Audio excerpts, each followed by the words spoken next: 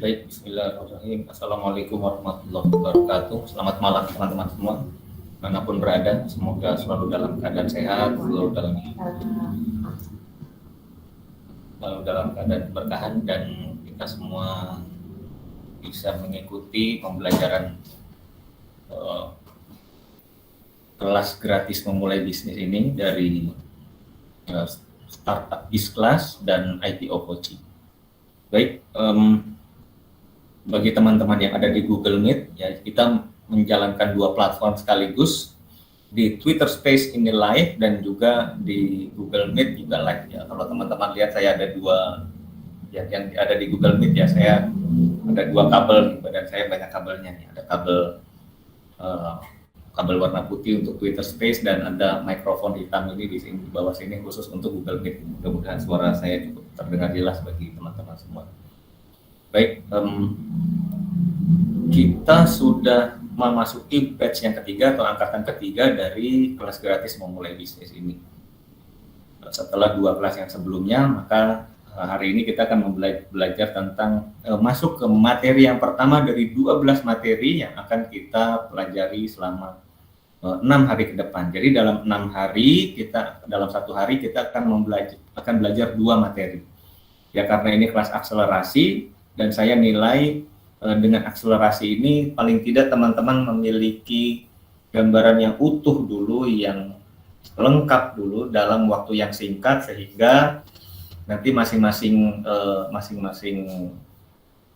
kita bisa memilih kira-kira kita mau memperdalam yang mana, dan paling tidak kita sudah punya gambaran yang utuh, kita akan mengambil langkah yang mana di dalam memulai bisnis, lebih kurang seperti itu. Baik, saya lanjutkan. Kita segera mulai saja ya. Materi pertama tentang filosofi transaksi. Bagi teman-teman yang ada di Google Meet, tentu siapapun ya, karena ini kelas gratis, setiap materi pembelajaran ini direkam dan nanti bisa disaksikan ulang di YouTube. Saksikan atau didengarkan ulang di YouTube kami, Startup Biz Class yang ada di YouTube. Nanti kami akan share linknya. Baik, kita akan mulai ya, materi yang pertama tentang filosofi transaksi. Oke, saya sudah berganti halaman ya di Google Meet. Sudah lancar ya, Mang Rasa? Adila. Oke, baik. Terima kasih. Yang teman-teman di Twitter Space silakan melihat di halaman atas. Di halaman atas Twitter Space itu saya membagi tweet berseri ya. Saya hanya membagi satu halaman. Silakan teman-teman sambil mendengarkan Twitter Space sambil melihat materi yang di atas. Ini adalah nanti silakan di scroll terus ke bawah, itu akan berlanjut. Ada sekitar berapa ya, 20 lebih slide ya. Itu kalau yang di atas dilihat baru hanya 4, tapi kalau di scroll ke bawah itu tweetnya berlanjut, di komentar yang ada di bawahnya ada sampai 20 lebih, ke 30 mungkin, hampir 30 slide. Itu nanti akan saya berlanjut. Saya tidak bisa sematkan satu persatu di halaman atas Twitter Space. Baik, saya mulai dari slide yang pertama. Slide yang pertama ini adalah bicara tentang dua zona utama. Ya, kalau teman-teman perhatikan yang sebelah kanan ada zona profesional dan zona entrepreneur. Ya, ada zona profesional dan zona entrepreneur. Ini saya nyalakan laser pointer. Oke. Ya, apa bedanya zona profesional dan zona entrepreneur? Zona entrepreneur ini adalah zona di mana bisnis itu diciptakan. Ya, bisnis itu diadakan dari yang tidak ada bisnis menjadi ada bisnis. Orang yang membuat bisnis, orang yang membuat tidak ada bisnis sampai menjadi ada bisnis, itu adalah nama yang disebut sebagai entrepreneur. Dia menciptakan bisnis. Apa itu bisnis? Apa bedanya bisnis sama profesional? Apa bedanya entrepreneur sama profesional? Entrepreneur itu pebisnis itu terima omset, terima bayaran hasil transaksi. Kalau profesional terima gaji atau terima bayaran honor profesional dirinya. Contohnya dokter, karyawan,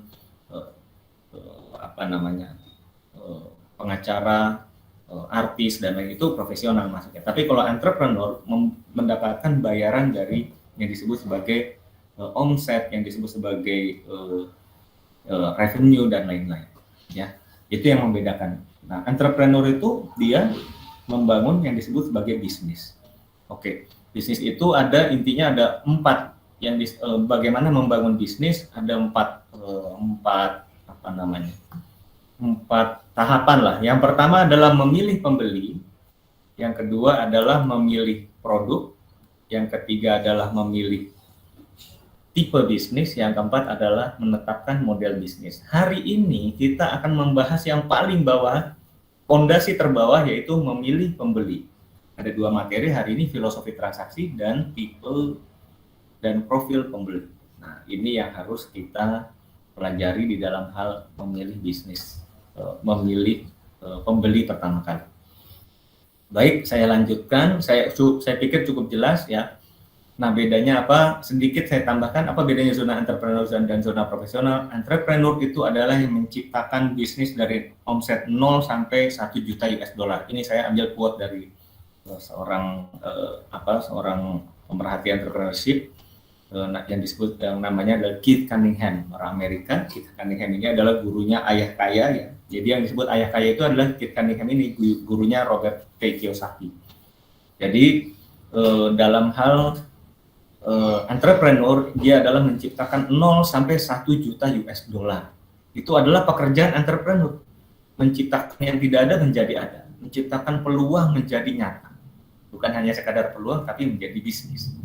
Itu adalah pekerjaan entrepreneur. Tetapi pekerjaan meningkatkan omset 1 juta US dollar menjadi 100 juta US dollar itu adalah pekerjaan para profesional. Artinya para CEO, direktur utama, direktur keuangan dan lainnya sudah berbentuk struktur organisasi. Itulah yang mampu membuat 1 juta US dollar menjadi 100 juta US dollar. Harus ada tim di situ. Dan itu pekerjaan adalah para profesional, mereka digaji secara khusus karena sudah berbicara ilmu yang spesifik, ilmu yang mendalam. Mereka profesional di bidangnya. Tapi mereka ketika diminta untuk membuat yang 0 jadi 1 juta US dollar, angkat tangan. Itu adalah keahliannya para entrepreneur. Kita bagi-bagi tugas. Intinya itu dari slide ini kita berlanjut kepada slide yang berikutnya. Ya, filosofi transaksi. Ya. Ini adalah inti dari filosofi transaksi, yaitu prinsip sukses transaksi. Yang pertama adalah jangan menawarkan atau menjual sesuatu yang tidak ada potensi pembelinya. Ini adalah prinsip sukses dari transaksi. Kenapa materi ini diawali dengan judul kok transaksi, yang memulai bisnis ini, kelas memulai bisnis ini diawali dengan transaksi. Ya, kalau kita melihat ada orang ujung-ujungnya duit, ya UUD ujung-ujungnya duit. UUD itu ini adalah filosofi juga ternyata, ujung-ujungnya duit. Ujung-ujungnya duit itu adalah ujung awal duit, ujung akhir duit. Kita memulai bisnis itu pertimbangannya harus pertimbangan bisnis is business. Ya, bisnis is business. Bisnis itu dia bekerja pada logika uang. Jadi memulai bisnis itu bukan saya memulai bisnis sesuai hobi. Ya, ini ajaran bisnis gaya lama, gaya 10-20 tahun yang lalu. Memulai bisnis sesuai dengan passion, sesuai dengan selera saya. Ya, selera saya, passion saya, sesuai dengan keahlian saya. No, memulai bisnis bukan itu. Yang memulai bisnis adalah dari uang. Dari mana datangnya uang, dari mana asalnya uang masuk, itu adalah awal memulai bisnis. Maka yang disebut sebagai filosofi transaksi. Jadi jangan menawarkan atau menjual sesuatu yang tidak ada potensi pembelinya. Ini adalah prinsip yang pertama yang harus kita betul-betul pahami, betul-betul sadari. Nah, kita harus betul-betul sadari hal ini. Karena tidak jarang orang yang memulai bisnis karena mencari kenyamanan dirinya saja. Orang memulai bisnis karena saya memulai bisnis sesuatu yang nyaman buat saya. Bisnis itu adalah yang ngasih uang itu konsumen. Bisnis itu justru pertama kita membuat nyaman konsumen, bukan membuat nyaman diri kita sendiri. Nah, itu contoh. Baik, nomor 2 adalah mengenal dan memahami pembeli dan berkomunikasi kepada pembeli sehingga terjadi transaksi. Ya, kita kan mau dapat uang dari konsumen, kita kan mau dibayar. kita mau produk kita dibeli, maka nomor 2 itu harus mengenal dan memahami pembeli dan berkomunikasi. Kalau coba mengenal dan memahami, nggak berkomunikasi percuma juga, ya kan? Dan berkomunikasi kepada pembeli sehingga terjadi transaksi. Oke, yang ketiga adalah melayani pembeli sehingga pembeli mau, yang pertama, mengulangi transaksi. Yang pertama tadi sudah, nomor 2 tadi akhirnya terjadi transaksi kan. Sekarang yang nomor 3 sudah terjadi transaksi, dia mau mengulangi transaksi. Setelah mengulangi, menggandakan transaksi, tadinya beli lagi. Sekarang belinya banyak, menggandakan transaksi dan merekomendasikan transaksi. Pada akhirnya kamu kalau mau beli sarung itu sama Mbak Guning gitu misalnya. Ya, misalnya sama Kak Guning misalnya. Itu teman kita ya, namanya Guning, beliau ada supplier sarung mendekati Lebaran. Itu contoh misalnya. Nah, ini adalah hal ideal yang kita ingin capai di halaman yang pertama. Baik, saya lanjutkan ya, karena ini banyak, slide-nya banyak dan materinya ada 2, malam ini saya akan agak cepat sedikit untuk menyampaikan materi. Ya, ini dia filosofi transaksi. Yang disebut filosofi transaksi adalah gambar ini. Ya, ada yang disebut demand atau permintaan atau pembelian, itu lebih kurang mirip-mirip definisinya ya. Kita tidak perlu berdebat, Pak, beda Pak antara permintaan dan pembelian, halnya berbeda ya. Nanti kita akan bahas sama-sama di dalam forum yang berbeda. Tapi lebih kurang ini sama seperti ini. Oke, ada lingkaran permintaan atau pembelian, ada lingkaran yang warna putih ya. Yang warna putih di sini, ini lingkaran permintaan atau pembelian. Yang sebelah kiri adalah lingkaran penawaran atau penjualan. Irisannya disebut dengan transaksi. Apa itu maksudnya transaksi? Transaksi adalah terjadi 2 kejadian. Transaksi itu bukan terjadi 1 kejadian. Transaksi adalah terjadi pembelian dan penjualan. Apa bedanya? Beda. Misalnya ada orang ke pasar. Kamu kemana ngapain ke pasar? Jualan. Laku enggak? Enggak. Nah, itu namanya jualan tapi enggak laku. Dia jualan, ya. Kamu jualan enggak tadi seharian? Saya seharian jualan. Laku enggak? Enggak laku. Itu namanya lingkaran penawaran atau penjualan. Di sisi lain ada permintaan atau pembelian. Saya mau beli, saya butuh, saya punya uang, saya butuh. Saya ke pasar cari barangnya, nggak ada yang saya butuhkan. Saya mau spesifik, saya mau beli tepung ini untuk saya mau bikin kue, mereknya ini, harganya sekian. Ada yang jual harganya mahal. Kalau saya mau jual harganya mahal, saya nggak dapat untung. Saya mau beli banyak, mau beli 200 kilo, saya ada pesanan banyak misalnya. Karena kita nggak ketemu. Terjadi pembelian, terjadi permintaan, tapi tidak terjadi transaksi. Nah, itu maksudnya. Baik, kita lanjutkan ya. Teman-teman perhatikan. Ya, pembeli adalah raja. Ya. Pembeli ini adalah raja. Kita suka banyak, ya tidak sedikit loh customer, pengusaha itu yang sebel sama pembeli. Pembeli kok sebel sama pembeli? Ya, pembeli itu ngeselin, Pak. Mereka itu komplain, mereka itu ngeselin, mereka tuh bikin repot saya pembeli. Ya, ini kan hal yang aneh sebenarnya ya. Pembeli itu seharusnya menjadi orang yang paling menyenangkan. Pembeli itu, kalaupun dia komplain, oh iya nggak apa-apa, mohon maaf, kami akan perbaiki. Kalau pembeli komplain itu masih lebih baik daripada dia langsung pergi, dia ganti kepada yang lain. Ya, komplain itu ingin didengarkan, ingin diperhatikan. Karena pembeli ini dialah yang dengan pembeli berputar ini sehingga terjadi transaksi. Ketika terjadi transaksi, maka terjadi arus kas. Itulah arus kas, itu artinya ada uang yang masuk. Ketika mereka beli, maka di halaman berikutnya, maka terjadi arus kas. Inilah output ya, input proses output. Output inilah yang kita inginkan. Yaitu arus kas. Arus kas itu apa sih? Uang masuk ke kantong kita. Gimana caranya? Harus terjadi transaksi. Bagaimana supaya terjadi transaksi? Kita harus melayani pembeli. Kita harus memahami pembeli. Intinya ini adalah IPO sebagaimana nama kami, IPO coaching ya. Dengan IPO coaching adalah sebuah konsep pembelajaran, startup biz itu adalah sekolah ya. Nah, IPO success mindset ini adalah sebuah cara berpikir yang kita sederhanakan dengan cara berpikir input, proses, dan output. Nah, ini adalah intinya bagaimana kita harus punya output adalah di dalam memulai bisnis harus berpikir arus kas, arus kas, arus kas. Uang masuk, uang masuk, uang masuk. Ya, bukan bicara tentang selera saya, selera saya. Saya punya hobi, saya punya keahlian. No.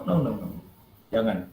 Ya, tetapi harus memperhatikan bagaimana supaya uang masuk ke dalam kantong kita di dalam memulai bisnis. Oke?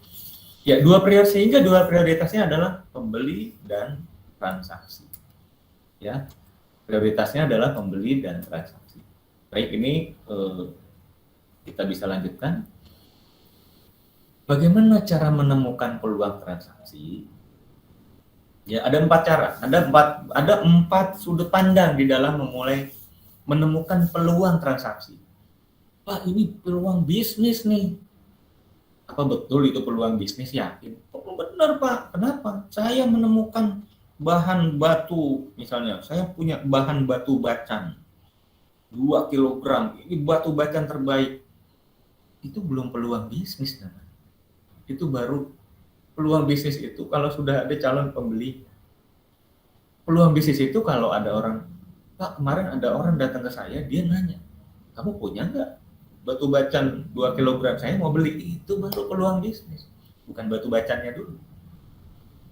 Karena mencari pembeli lebih susah daripada mencari penjual. Ya, itu nanti di dalam sesi yang berbeda, tapi lebih kurang pembukaannya seperti itu, ya. Jadi ada 4 cara menjual sesuatu hal yang tidak dibeli oleh pembeli, terjadi transaksi antara konsumen dengan pesaing, terjadi transaksi distribusi kue market dengan dunia usaha. Yang terakhir adalah peluang yang paling ideal adalah transaksi berbasis pesanan. Ini yang paling ideal, nomor 1. Captive market adalah pembeli yang tidak punya pilihan lain selain membeli kepada kita. Ini yang paling ideal. Inilah yang menjadi sasaran dari bisnis, dari sebuah bisnis itu dijalankan. Baik, yang pertama, bagaimana terjadi transaksi tadi? Ya, saya ulang dari awal.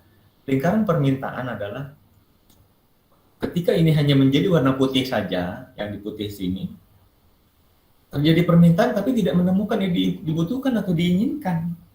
Ya, dia punya kebutuhan, dia punya keinginan, tetapi barangnya nggak ada, yang jual nggak ada.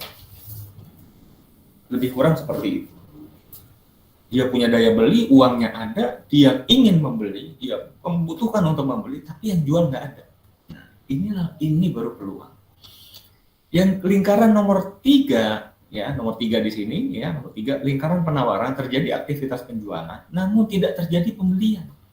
Itu artinya penjualan tidak laku, jualan tapi tidak laku.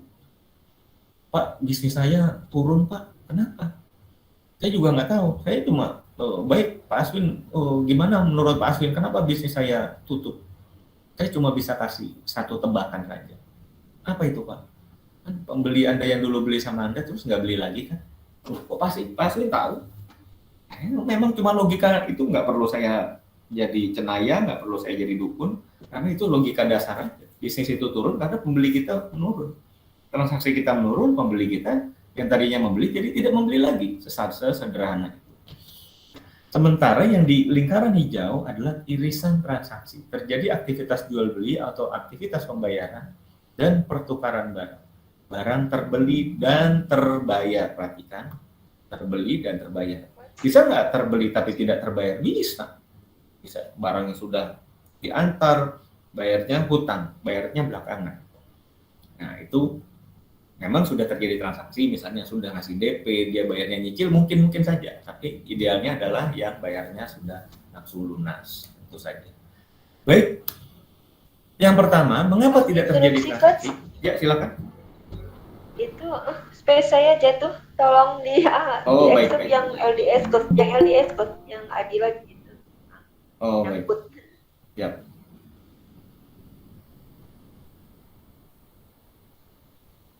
Oke, sudah saya kirim ya. Baik, saya lanjutkan. Nah, ini dia, mengapa tidak terjadi transaksi? Ya, mengapa tidak terjadi transaksi? Ini yang mau dibeli apa, yang dijual apa? tidak terjadi, nggak nyambung. Yang saya mau beli beras premium yang harganya 70.000 per kilogram misalnya.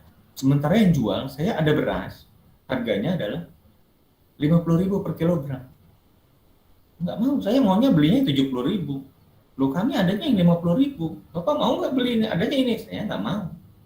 Saya maunya yang beras per kilo 70.000. Akhirnya tidak ada irisan transaksi, tidak deal. Yang beli maunya beli beras 70.000, yang jual maunya ada, yang tersedia adalah barang beras harga 50.000 per kilogram. Itu tidak terjadi transaksi. Itu contoh. Ya. Inilah yang disebut sebagai jualan tidak laku. Pada saat yang bersamaan adalah terjadi pembeli yang tidak terpenuhi, ya, permintaan yang tidak terpenuhi. Padahal duitnya ada di sini loh, lihat nih, ada uang di atas angka 1, ya, ada emas pakai dolar, nah lebih kurang seperti itu perumpamaan. Ya. Baik, saya lanjutkan. Yang berikutnya adalah kenapa produk pesaing yang dipilih? Pak, saya jualan ini, tapi yang dibeli kok pesaing ya? Loh, karena pesaing itu mendekati. Pesaing itu mampu mendekati apa yang diminta oleh pembeli, ya, oleh buyer ini, oleh pembeli ini. Si pesaing ini mau mendekati. Kan dia mau beli beras harga 70.000 tadi. Oke deh Bu, sebentar ya Bu, saya carikan harga yang beras yang harga 70.000. Ini ada cuma nggak banyak. Berapa? Ada 5 kg. Oke deh, saya beli 5 kilo, padahal saya maunya yang 20 kilo. Biar sekalian harganya lebih murah. Saya adanya, karena saya adanya yang 5 kilo, jadi harganya 75.000 Bu. Udah deh, nggak apa-apa, saya ambil yang 75.000 untuk dapat 5 kg. Ini terjadi. Yang dibeli adalah produknya atau jualannya pesaing. Sementara kita kekeh jualan pada harga 50.000. Atau sebaliknya, pembeli maunya 50.000, kita kekeh jualnya 70.000. Misalnya, ya. Sementara ketika kita berubah, saya besok jual yang 70.000 dan jual 50.000. Nah, itu bisa jadi terjadi transaksi. Seperti halnya yang berhasil dilakukan oleh pesaing. Ya, ini warnanya kuning, tadi kan hijau, sekarang kuning, tanda bahaya, warna lampu kuning. Oke. Ya, yang berikutnya, kita akhirnya berhasil melakukan transaksi, tapi belum banyak nih, cuma sepotong aja nih, ya, warna hijau ini. Kemudian dibagi-bagi sama pesaing-pesaing yang lain, sementara masih ada keinginan pembeli yang masih belum sepenuhnya terpenuhi oleh kita, bahkan oleh para pesaing yang lain. Ya, ini terjadi irisan dan terjadi distribusi kue market dengan dunia usaha. Nah, lebih kurang gambarnya seperti itu. Sementara ada yang lain nih jualan yang nggak laku nih, yang nomor yang di atas ini, ya, di luar ini jualan nggak laku. Yang laku yang dia mau mendekati selera pembeli. Bisa jadi ini bukan hanya sekadar produk saja, tapi bisa jadi lokasi dan lain-lain. Nanti akan kita bahas di pembahasan yang berikutnya. Ini dia jualannya di gang sempit, nggak ada yang lihat. Wah, saya jualan di gang sempit, nggak ada yang lihat nih Pak. Kenapa kamu jualan di situ? Ini kontrakannya lebih murah Pak. Loh, terus itu yang di pasar kok mereka laku ya? Loh, mereka kan bayar lebih mahal, makanya mereka laku, ada pembelinya. Oh iya ya Pak.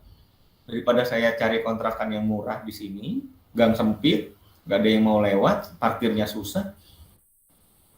Walaupun lebih murah, tapi nggak ada yang beli. Kalau ini mahal sedikit, tapi ada yang beli. Nah, ini bedanya. Itu yang sering terjadi. Kita mendapatkan tempat sewa yang lebih murah, ternyata jualannya kok sepi. Sementara yang mahal sedikit, yang lebih mahal, yang beli banyak. Itu pernah kejadian, hanya ada penjual menggeser dagangannya 2 meter saja, omsetnya meningkat 2 kali lipat. Ya, di pasar, ada di sudut pasar, dia menggeser, walaupun cuma selisih 2 meter, tapi harganya berbeda 10%, tetapi penjualannya meningkat 100%. Nah, ini hal yang luar biasa. Ya, contohnya seperti ini. Baik, saya lanjutkan. Ya, kondisi yang paling ideal seperti apa? Itu yang disebut sebagai captive market atau order transaction. Atau transaksi berdasarkan pesanan atau order. Nah, ini yang disebut captive market, atau tadi yang sudah kita jelaskan di depan bahwa captive market itu adalah pembeli tidak punya pilihan lain selain beli sama kita. Apa yang terjadi? Coba lihat. Ini pembeli yang putih, yang besar ini. Sementara kita jualan nomor 2, ini kita jualan 100%, memenuhi 100% yang diinginkan oleh pembeli, barangnya sampai penjualan laris habis, sold out. Nah, yang pertama tadi produknya tepat, tempatnya tepat, menjual pada waktu yang tepat, bisa jadi. Ada kadang-kadang yang kalau di dekat rumah saya ada tukang gorengan, dia lewat, dia jualan sore hari. Setiap dia lewat sepanjang jalan dia selalu berhentikan orang goreng. Terjadi transaksi. Geser sedikit ada motor berhenti goreng, ada yang beli. Padahal itu dia masih perjalanan menuju tempat lokasi dia mangkal. Di tengah perjalanan sudah banyak yang beli, dilayani. Ketika dia mangkal hanya 1 jam 2 jam habis pulang. Nah, itu yang terjadi, namanya penjualan laris manis, atau laris, atau habis, atau sold out. Ini adalah yang ideal. Dia menjual produk yang sesuai seleranya konsumen seperti yang pertama tadi. Kemudian tempatnya tepat, waktunya tepat. Ini adalah kondisi yang paling ideal. Oke, ini adalah contoh ya. Contoh, ada banyak permintaan tadi, ada yang cari gorengan, ada yang mau beli HP, ada yang mau ada yang mau beli pakaian, beli baju, ada yang mau beli rumah misalnya, ada yang mau beli barang-barang elektronik yang lain, beli makanan, beli minuman, macam-macam jualan. Ini yang disebut lingkaran permintaan. Ada segala macam, ada bermacam-macam permintaan yang ada di masyarakat. Nah, kemudian terjadilah mulai para penjual bermunculan di lingkaran-lingkaran biru ini. Ketika lingkaran biru itu masuk ke dalam lingkaran putih, berarti dia sudah menjual sesuatu yang tepat, produk yang tepat, tempat yang tepat, waktu yang tepat. Nah, ini dia. Tapi ada juga yang jualan ini nggak laku nih, jualannya lakunya dikit banget nih, semua terjadi irisan kecil di sini. Ya, dia menjual sesuatu hal yang tidak diinginkan, menjual pada tempat yang tidak dilihat oleh pembeli, menjual pada waktu yang salah. Makanan sore dijualnya pagi, makanan pagi dijualnya sore misalnya. Makanan minuman dingin dijual di tempat panas, minuman panas dijual di tempat yang dingin, kayak nyambung ya. Itu yang disebut menjual tidak melakukan penjualan yang tepat. Baik, sampai di sini saya lanjutkan kembali ya. Nah, ini yang disebut materi hari ini, yaitu bagaimana kita memilih pembeli. Ya, apa dan siapa yang ada di. Tadi kita membahas tentang lingkaran putih. Apa itu yang disebut dengan permintaan? Ya, ternyata permintaan itu adalah hal yang bukan hal yang sederhana, dia itu adalah hal yang kompleks ya.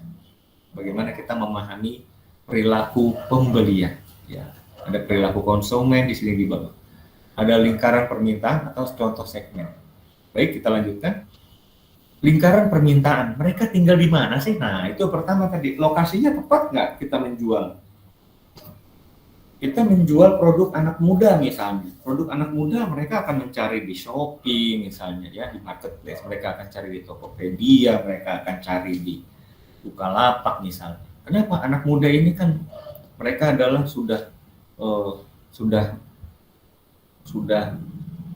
kehidupannya itu ada di online.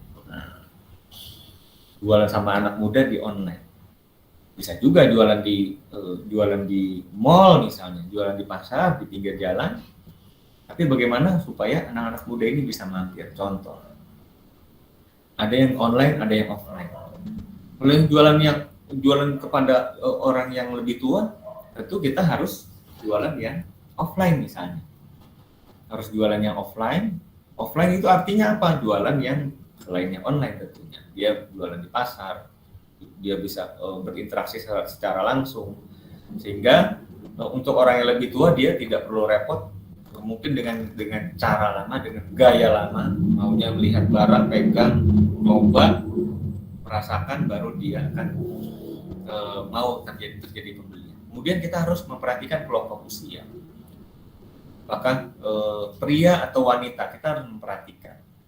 Kemudian pribadi atau institusi, kemudian latar belakang pendidikan, budaya, pekerjaan, keinginan dan kebutuhan atau masalah. Baik, ini adalah yang nanti kita teman-teman bisa berlatih untuk mengisi ini. Di mana nanti sedikit saya umumkan, kami akan menambah sesi pembelajaran ini hari Senin, insya Allah, hari Senin malam pada waktu yang sama, untuk mengisi yang disebut mengisi form Entrepreneur Incubator Dashboard atau EID atau EID, ya. Mengisi Entrepreneur Incubator Dashboard.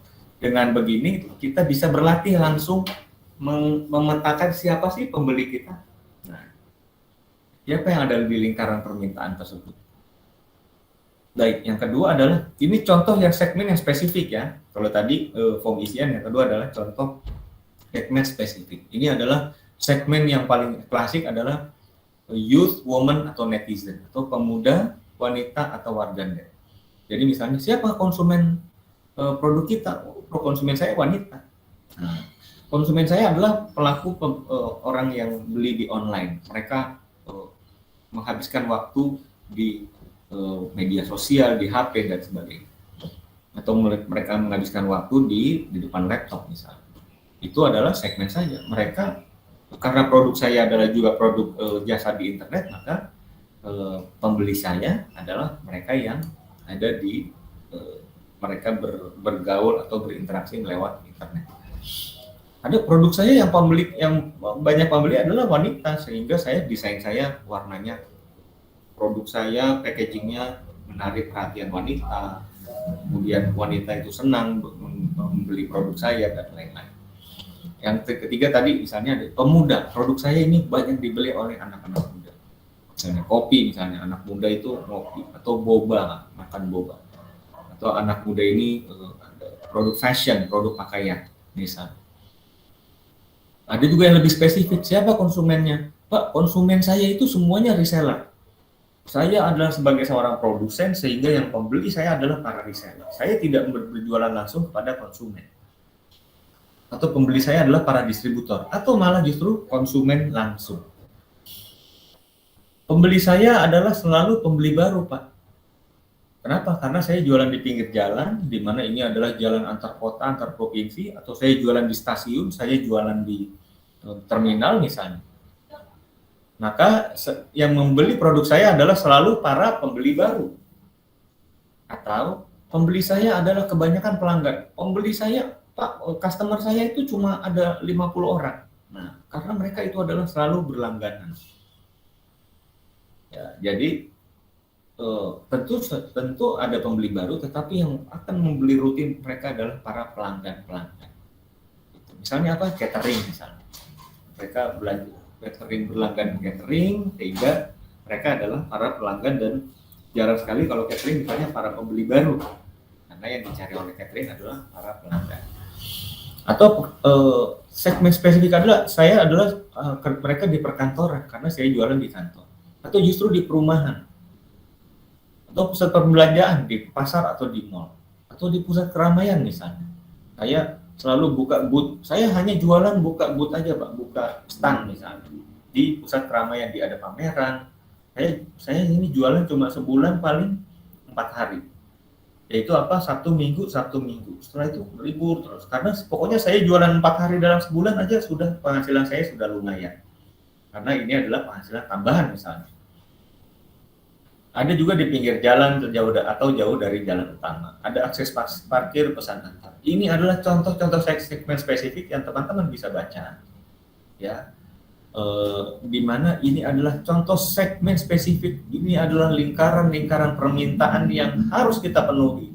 Dan ketika ditanya, ketika misalnya mau memulai bisnis misalnya, saya mau memulai bisnis, nanti market saya adalah para pembeli saya adalah orang yang kelaparan misalnya. Saya mau menjual makanan yang itu adalah makanan besar yang harganya relatif murah, tempatnya di pinggir jalan, ada akses parkir di dekat pusat keramaian, dan itu selalu pembeli baru atau pelanggan. Mereka adalah konsumen langsung, mereka adalah para pemuda, mereka adalah kelas menengah ke bawah, mereka adalah kadang-kadang pengguna aplikasi online tertentu. Kami bisa pesan antar, dan ini kami adalah penjualnya rutin setiap hari. Nah, ini adalah kombinasi semuanya. Contoh segmen spesifik, kita bisa mengambil kombinasi dari pilihan-pilihan ini untuk menjadi calon pembeli kita. Sehingga setelah ini, materi besok kita akan belajar adalah memilih produk. Ya, memilih produk. Baik. Contoh perilaku konsumen yang spesifik adalah pergeseran perilaku dari aktivitas interaksi pertemuan langsung menjadi aktivitas yang dikerjakan di rumah. Kemudian munculnya pengusaha pedagang baru yang memunculkan peluang dan tantangan baru. Dan silakan dibaca sampai selesai. Ini adalah contoh perilaku konsumen yang spesifik. Ya. Misalnya juga ada konsumen muda yang melek teknologi dan mudah mengakses pengetahuan dan informasi. Nah, ini adalah contoh perilaku konsumen yang spesifik yang akan kita target sebagai calon pembeli kita seperti ini. Sebagai contoh, saya sering sekali memberikan contoh abang tukang bubur yang setiap pagi lewat berkeliling berkeliling di sekitar perumahan tempat kami tinggal. Nah, jadi si abang ini dia sangat mengenal perilaku para pembelinya. Ya, misalnya saya kalau jam 7 pagi saya sudah harus ada di jalan ini misalnya. Karena yang beli adalah si adik namanya misalnya adik Andi misalnya. Si adik Andi ini dia kalau beli hanya buburnya saja, terus ditambah cakwe, nggak pakai sambal, nggak pakai kecap. Kalau bapak ini hanya dia mau kacangnya banyak. Kalau ibu itu nggak mau pakai kacang. Kalau ibu ini nggak pakai seledri. Kalau bapak itu pakai seledri. Sangat hafal detil pembelinya. Jadi kemampuan dia mengenal pembeli satu persatu secara spesifik itu kemudian membuat dia selalu digandrungi oleh para pembeli di sini. Karena kalau abang itu sudah tinggal kasih piring aja, nggak perlu ngomong lagi. Nah, ini sudah menjadi pelanggan rutin, sehingga dia sangat mengenal spesifik pembelinya dia seperti apa. Begitu juga dengan kita, ketika kita mau memulai bisnis misalnya, kita harus memahami perilaku calon pembeli kita, atau kalau kita sudah punya produk, maka kita harus betul-betul memahami perilaku pembeli kita seperti apa. Oke? Nah, ini ada 4 cara. Saya berlanjut kepada 4 cara menangkap peluang transaksi. Teman-teman yang di Twitter Space silakan scroll ke bawah lagi ya. Teman-teman yang di Google Meet sudah otomatis memperhatikan layar HP atau laptopnya. Oh, saya mental lagi coach di Twitternya coach. Oke, baik.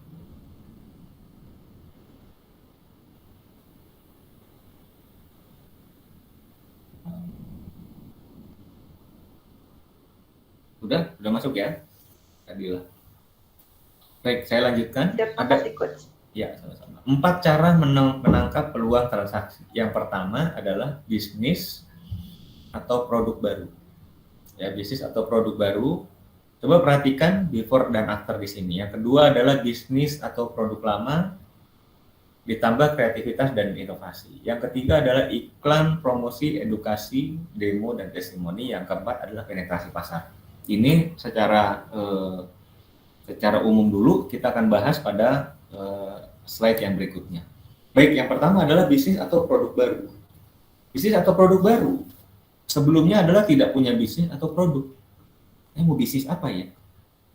Kemudian mulai menemukan kebutuhan pembeli. Coba perhatikan, dia tidak punya bisnis, kemudian menemukan, oh ternyata pembeli itu maunya begini toh. Oh mereka seleranya begini. Oh mereka ini hal yang mereka mau bayar. Oh ini mereka yang ngantri mau bayar. Ini adalah hal yang mereka mau mengorbankan uangnya demi hal ini. Si calon penjual ini, calon pebisnis ini belum punya ide. Sehingga tapi kemudian dia melihat selera dari pembeli, keinginan dan kebutuhan pembeli. Sehingga ini sebelum ya kemudian memahami keinginan pembeli, tapi tidak terjadi transaksi, tidak terjadi apa-apa di sini. Setelah dia memutuskan, baik karena seleranya pembeli ini warnanya bentuknya bundar, bentuknya lingkaran, maka menjadilah dia lingkaran, ya, lingkaran persis seperti yang lingkarannya si pembeli. Maka dia mulai sesudah ini adalah mencari, mengeksplorasi dan menemukan ide bisnis atau produk, membuat atau menyediakan produk baru persis sesuai keinginan pembeli. Pembeli mintanya bundar, ya, penjual menyediakannya warnanya bentuknya bundar dan ukurannya persis bundarnya. Itu artinya ini kan hanya sebagai simbol, ya.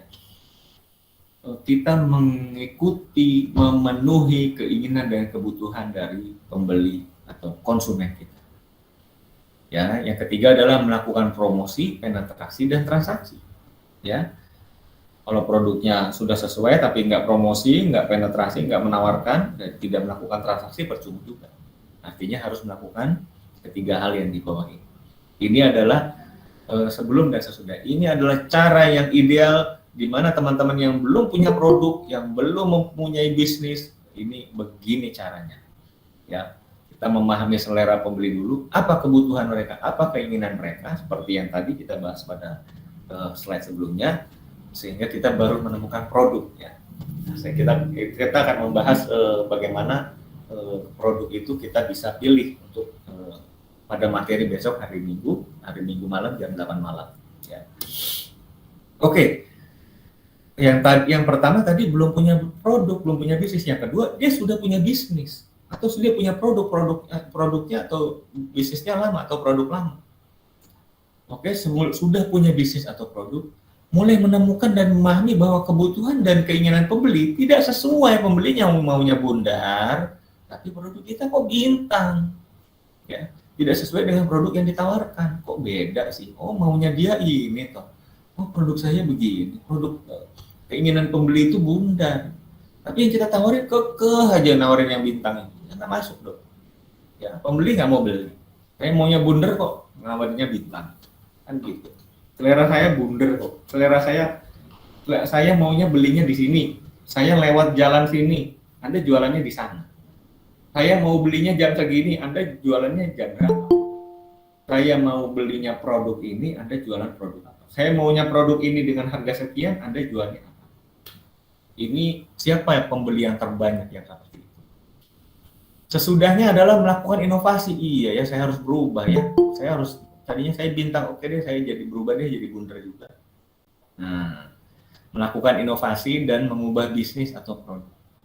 Kemudian membuat atau menyediakan produk baru persis sesuai keinginan pembeli. Yang terakhir adalah melakukan promosi, penetrasi dan transaksi. Ya, perhatikan ini, ya. Kita melakukan promosi dan pada akhirnya harus terjadi transaksi.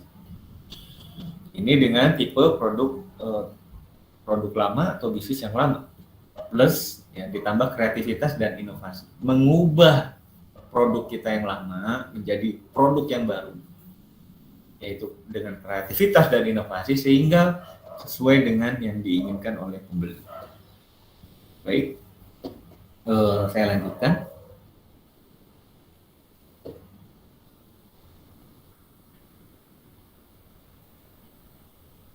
Kak Adila monitor. Saya kesulitan untuk space lagi ikut. Jadi sekarang saya lagi matikan HP dulu dan supaya bisa Oke, baik. Siap. Tahu terus. Oke. Nanti kalau sudah masuk saya kasih tahu. Baik, siap. Oke, saya lanjutkan. Yang ketiga adalah sebelumnya kita sudah punya produk, sudah punya bisnis. Nah, kalau yang pertama tadi, yang nomor 2 ini, kita mengikuti keinginan pembeli. Tapi yang ketiga ini, kita punya keyakinan bahwa produk saya ini bagus loh, tapi kok selera pembeli kok beda ya? Bagaimana saya mau kata pembeli, saya maunya bintang, tapi saya punya produk ini bundar, sebenarnya harusnya ini yang bagus, yang bundar ini. Kemudian saya sudah punya bisnis atau produk. Kemudian mulai menemukan bahwa kebutuhan dan keinginan pembeli tidak sesuai dengan produk yang ditawarkan, sehingga tidak terjadi transaksi.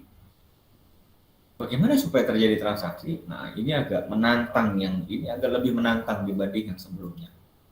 Kita melakukan promosi, edukasi,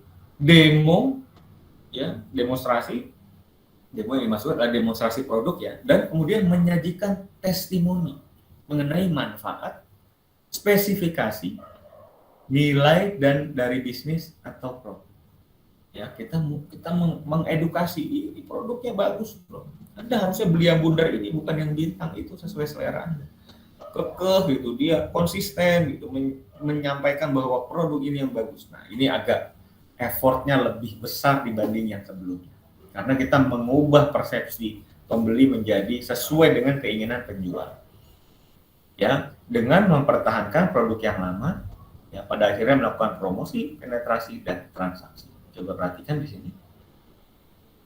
Karena kita melakukan promosi, kita melakukan edukasi, kita melakukan demo atau demonstrasi produk, dan pada akhirnya kita juga menyajikan testimoni, ya menyajikan testimoni bahwa yang bagus ini bundar ini, bukan yang bintang ini.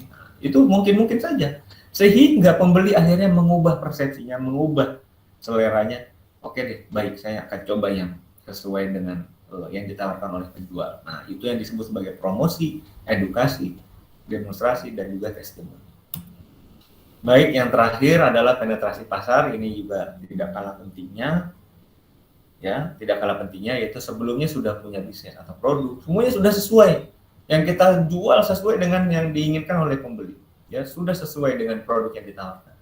Tapi kok nggak jadi transaksi? Nah, loh, kenapa ini?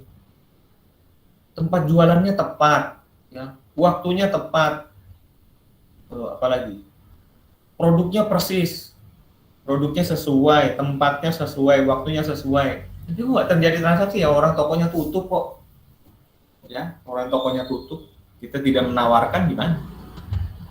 Kita diem aja gitu, nggak, kita pasif gitu. Produk sudah sesuai, harganya sesuai, tempatnya sesuai, waktunya sesuai, tapi kita pasif. Kita harus melakukan yang disebut sebagai penetrasi pasar. Ya, kita harus melakukan, harus agresif, ya, harus agresif, harus menawarkan, sehingga konsumen mau membeli. Kadang-kadang kan konsumen kan jual mahal ya, aduh nggak mau beli ah. Kadang-kadang silakan ibu, silakan bapak, lihat dulu. Ya, jangan nawarinya juga, jangan ngeselin juga, jangan mengesalkan orang juga ya. Nawarkannya biasa-biasa, tetapi tetap baik. Tidak jarang konsumen itu ingin dilayani, ingin ditawarkan sesuatu hal yang kemudian mereka merasa dihargai dan ingin dilayani. Nah, jadi pelayanan inilah, penawaran inilah yang pada akhirnya membuat terjadinya transaksi. Oke. Sampai di sini sudah selesai materi yang pertama. Kita akan lanjutkan pada materi yang kedua, filosofi transaksi dan menemukan peluang transaksi, yaitu ini 2 prioritas. Ya, sampai di sini saya ucapkan selamat bertransaksi. Ya. Oke, ini sudah sampai materi yang pertama. Kita belum membuka sesi tanya jawab. Nanti kalau ada sesi tanya jawab, silahkan disampaikan japri kepada kalau di Twitter Space silahkan. Kalau di Twitter saya, Coach, kalau yang di Twitter saya silahkan japri ke saya. Tapi kalau yang di Google Meet, baik, silahkan.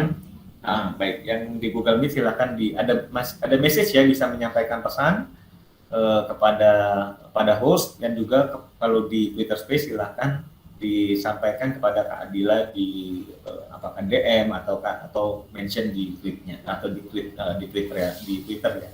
Baik, sampai di sini kita break dulu 5 menit ya. Silakan bagi yang ingin ke kamar mandi, ingin melakukan aktivitas lain, membuat kopi dan lain-lain, saya persilahkan.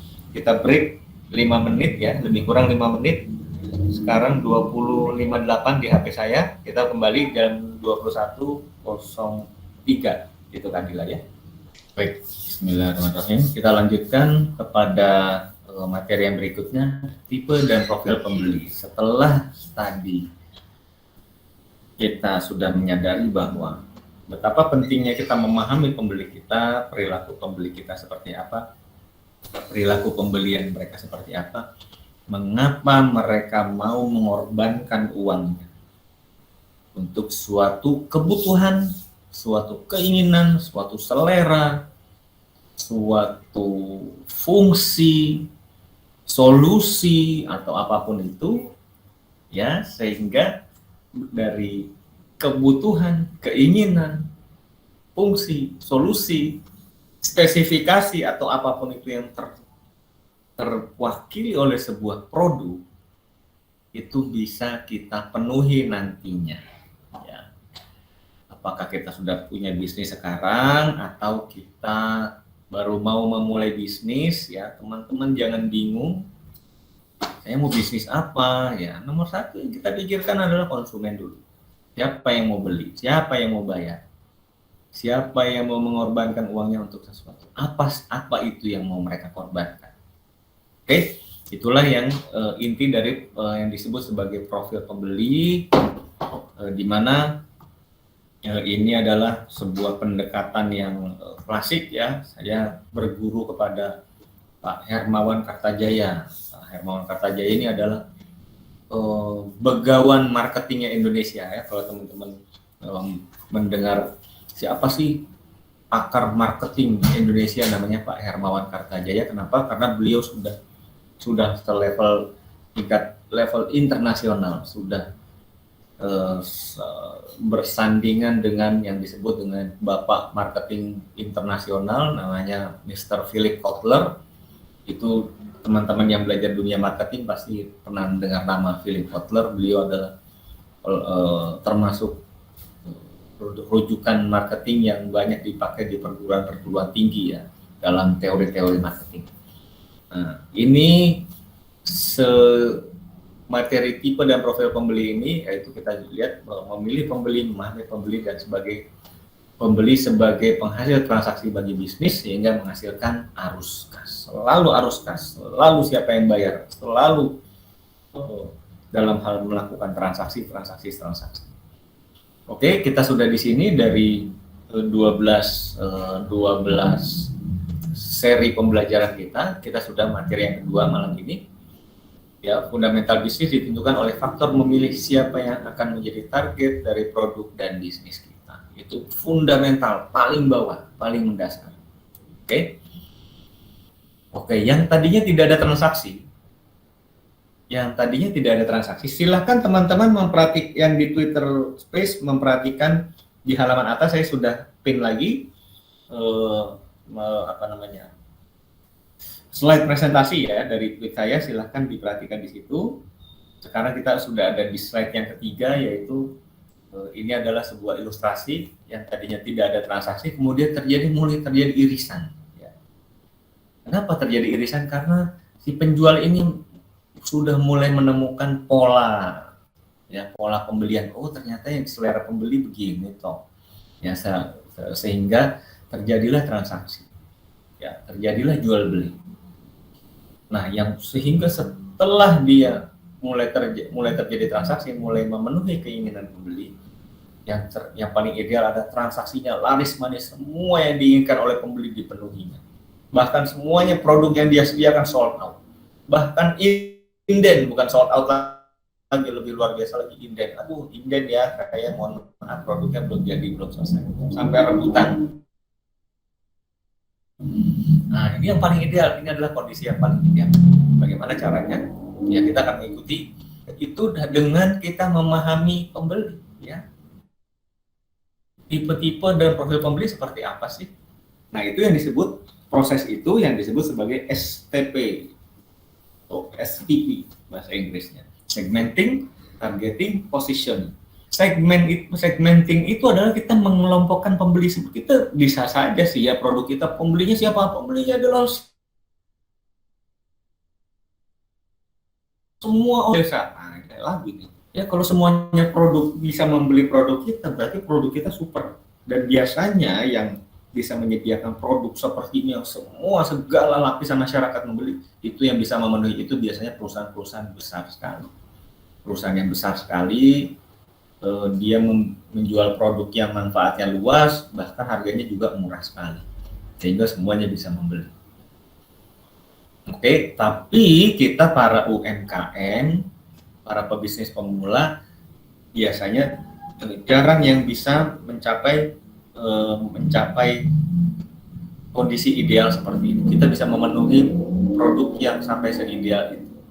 Ya, sehingga karena kita punya keterbatasan, kita cukup mengelompokkan, kita pilih.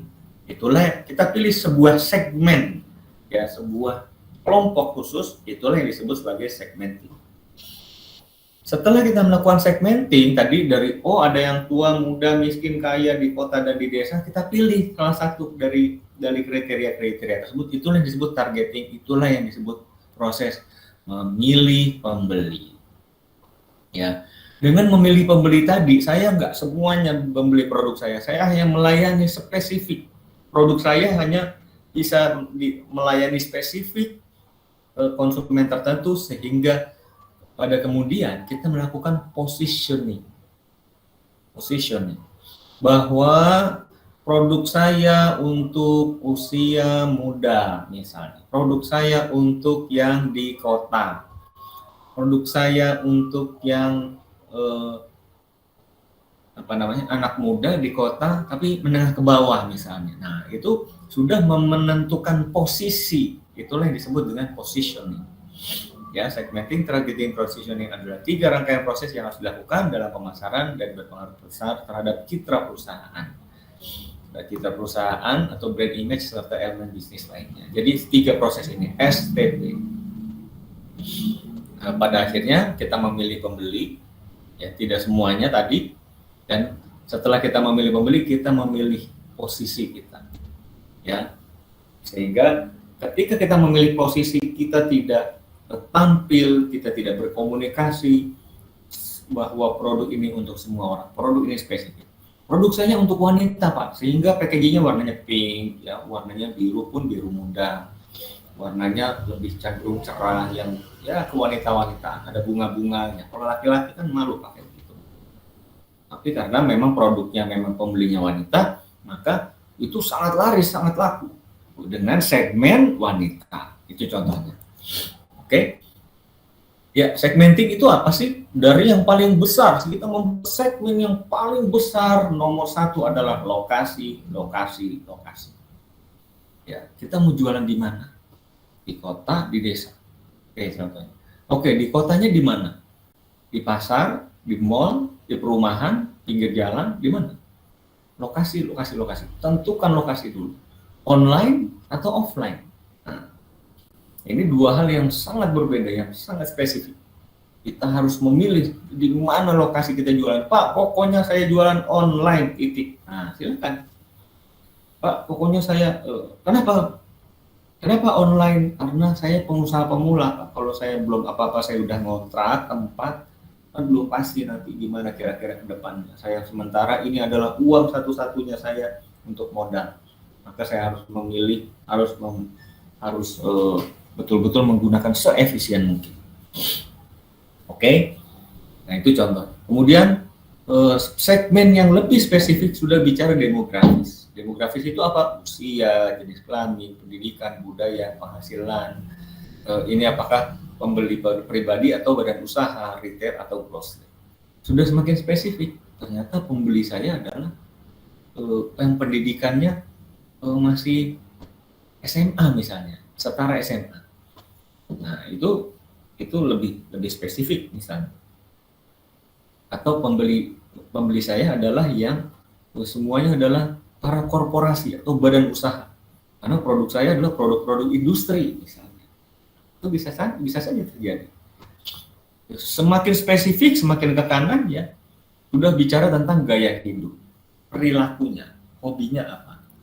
Sehingga yang paling kanan, ketika kita membuat segmen yang sudah disebut sebagai behavioral atau perilaku, itu sudah spesifik, sudah pola perilaku. Pola perilaku wanita di kota, dia menengah ke atas, dia misalnya punya hobinya memasak misalnya. Yang hobinya memasak, terus dia suka olahraga. Nah, itu ada sangat spesifik bahwa produk saya adalah untuk wanita di kota menengah ke atas yang hobinya masak dan suka olahraga. Itu sudah pola perilaku yang sangat spesifik. Sehingga kita bisa memilih warna produk, menentukan nama produk kita, menentukan warna, menentukan bentuk macam-macam ya, dari pola perilaku yang sangat spesifik ya, semakin ke kiri semakin luas, semakin ke kanan semakin spesifik ya, semakin ke kiri semakin general, semakin ke kanan semakin spesifik. Baik, saya lanjutkan. Contoh profil pembeli ini sebenarnya mirip dengan yang tadi, sama ya dengan yang tadi. Segmen pembeli seperti apa, kita bisa mengisi form seperti ini ya. Ini nanti bisa di-download, materi ini bisa di-download bagi peserta yang dari Google Meet. Nanti kami akan share link materi ini di grup ya, di grup. Nanti silakan bisa mendownload materi ini. Bagi teman-teman yang di Twitter Space, semua slide sudah saya posting, silakan di-download dan di-save ya, silakan di-download, di-save di HP-nya supaya dilihat sewaktu-waktu ya. Sebenarnya lebih enak yang di Twitter Space itu bisa dalam bentuknya gambar. Kalau di Google Meet nanti akan saya share berbentuk PowerPoint ya, atau PDF. Baik, ini contoh profil pembeli seperti yang tadi.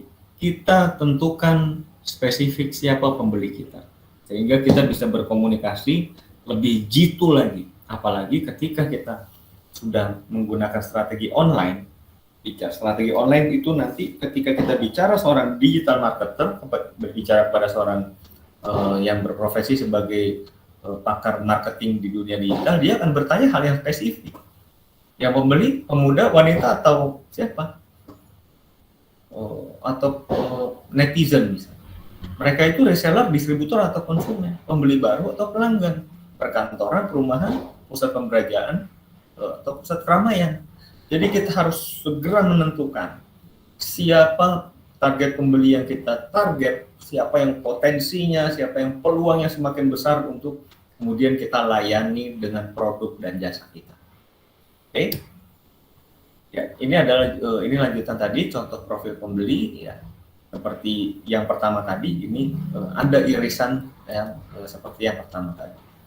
Ini juga contoh profil pembeli tadi, bagaimana kita sebagai contoh tadi, konsumen muda yang melek teknologi dan mudah mengakses pengetahuan dan informasi.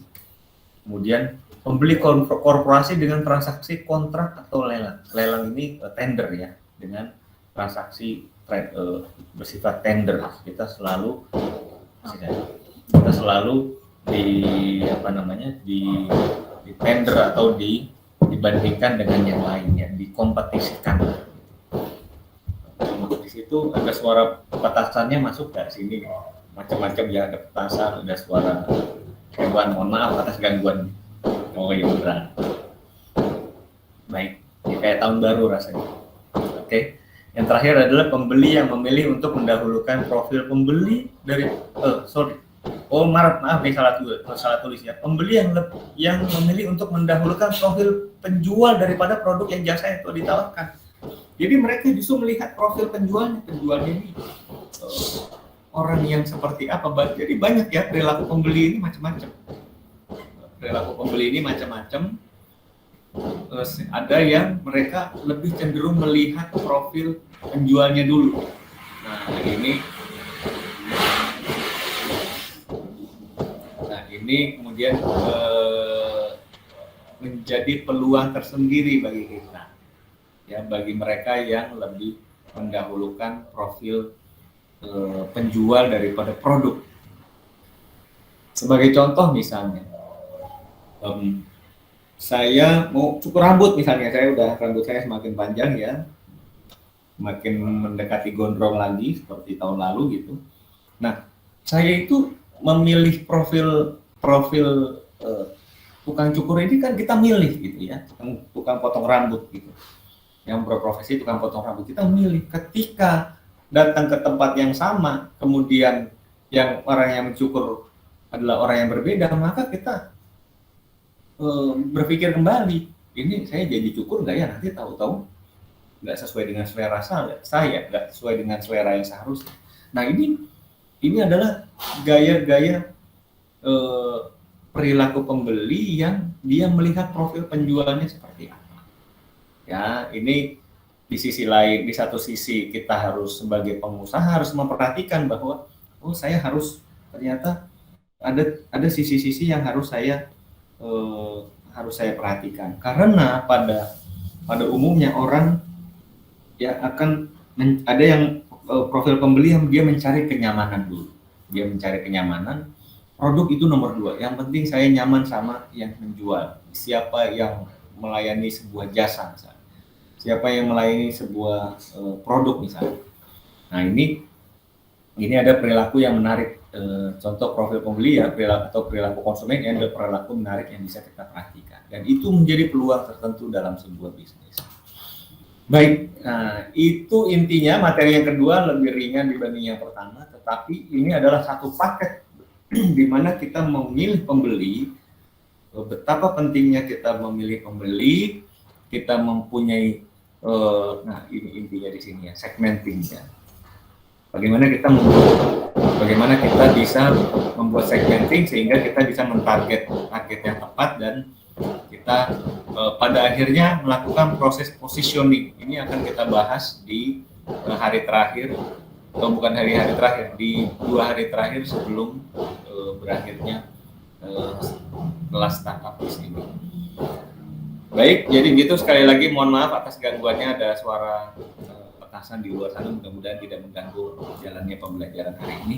Dan materi sudah selesai, saya buka tanya jawab sampai jam berapa Kak Dila mungkin? Jam 10 Coach, insya Allah. Baik. Tidak ada perpanjangan waktu, insya Allah. Baik, saya persilakan kalau ada yang ingin ditanyakan gitu ya. Baik, teman-teman, alhamdulillah pada hari Jazakallah. Terima kasih sama-sama Coach. Alhamdulillah Coach Afrin sudah menyampaikan 2 materi pada hari ini. Insya Allah teman-teman sudah menyimaknya. Materi kedua itu lebih ringan dan lebih mungkin teman-teman jauh lebih santai mendengarkannya. Yang berat tadi pada materi pertama Coach. Ya. Baik teman-teman yang di Twitter Space, silahkan kalau juga ada yang ingin disampaikan ke Coach dan ingin ditanyakan, baik ataupun teman-teman yang ada di Google Meet, silakan untuk menyampaikan pertanyaannya melalui DM saya ataupun melalui message yang sudah tercantum di Google Meet sendiri. Belum ada pertanyaan Coach, mungkin sahabat-sahabat masih mencoba mengolah dan itu juga insya Allah. Ada tambahan sedikit ya Coach, nanti hari Senin itu kira-kira kita akan memberikan tambahan waktu kepada teman-teman untuk memaparkan platform yang akan kita kenalkan dalam menunjang mungkin materi hari ini. Begitu ya Coach? Betul. Jam 8 Coach? Betul, jam 8. Jadi ya. Teman-teman, baik. Kira-kira berapa? 1 jam mungkin ya? 1 jam cukup. Ya, insya. Terima kasih teman-teman di Twitter Space. Mohon maaf kami tidak bisa memberikan speaker karena waktu yang sangat terbatas. Jadi pertanyaan silahkan di DM saja kepada saya. Nanti saya akan membacakan. Begitu juga teman-teman yang di Google Meet. Mohon maaf teman-teman, sahabat-sahabat semua, supaya banyak kebagian yang bertanya. Teman-teman yang di Google Meet mungkin insya Allah ada yang ingin ditanyakan ataupun di Twitter Space belum ada Coach. Oke. Baik, kalau belum ada, berarti kita bisa berlanjut untuk kalau misalnya malam ini bisa selesai, maka kita tidak perlu ada kelas tambahan untuk hari Senin karena waktunya masih cukup. Teman-teman sekalian, dengan metode pembelajaran yang baru ini, kami menyediakan yang disebut sebagai sebuah tools pembelajaran yang kami sebut sebagai Entrepreneur Incubator Dashboard atau EID. Apa itu EID? EID ini atau EID bahasa Indonesia, Entrepreneur Incubator Dashboard ini adalah sebuah dashboard pembelajaran di mana di situ kita bisa menuliskan mengenai profil produk kita secara terstruktur. Yang pertama ini adalah membantu cara pembelajaran, yang kedua adalah secara otomatis kita sedang membuat bisnis plan, yang ketiga adalah kita sedang bisa kita bisa menjadikan bahan evaluasi untuk kita meningkatkan kinerja bisnis kita. Jadi yang pertama tadi meningkatkan proses pembelajaran, yang kedua adalah sebagai bisnis plan, sebagai rencana bisnis yang kita bisa presentasikan kepada calon mitra kita, apakah investor, apakah peminjam modal dan lain-lain, atau misalnya kepada lembaga donor untuk memberikan hibah. Nah, itu bisa kita menggunakan platform ini atau tools ini untuk kita meningkatkan kinerja bisnis kita atau justru membantu kita memulai bisnis. Baik, kalau begitu saya akan segera mempresentasikan apa yang disebut sebagai Entrepreneur Incubator Dashboard. Yang pertama adalah teman-teman silakan buka link sub.businessku.id. Tulisannya adalah sub.business-ku.id. Jadi sub.business-ku.id. Jadi sub.businessku.id. Bisniskunya antara bisnis dan ku ada tanda minusnya. sub.business-ku.id. Silahkan teman-teman semua register. Setelah membuka website tersebut, saya akan buka halaman ini ya. Saya akan buka halaman website tersebut.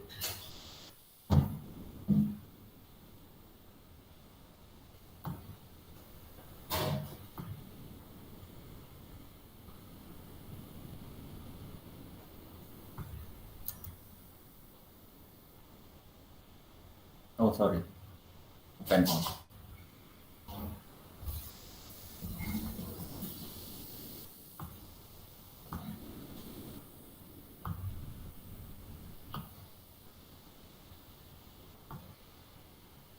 Ya.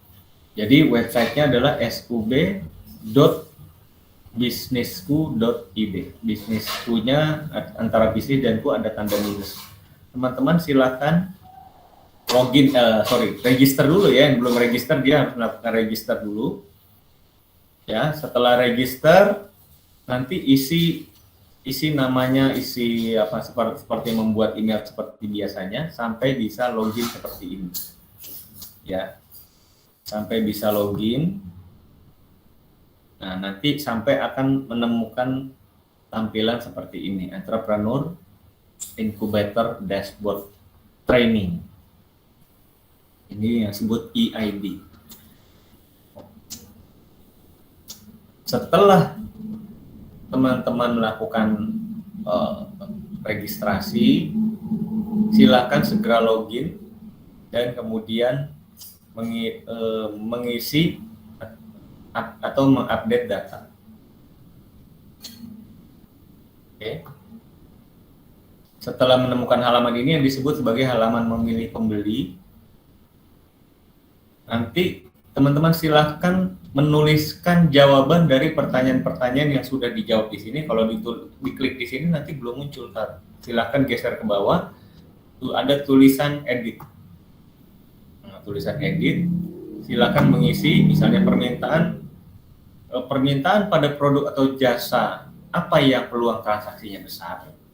Ini pertanyaan yang bisa dijawab bagi yang kita baru memulai bisnis atau yang kita sudah punya produk tapi kita bisa mengembangkannya. Contoh misalnya saya punya produk misalnya pupuk misalnya.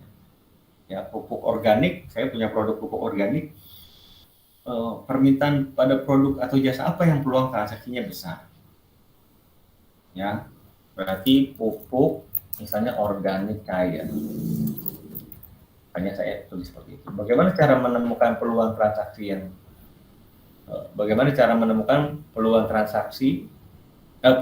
terjadinya transaksi yang besar.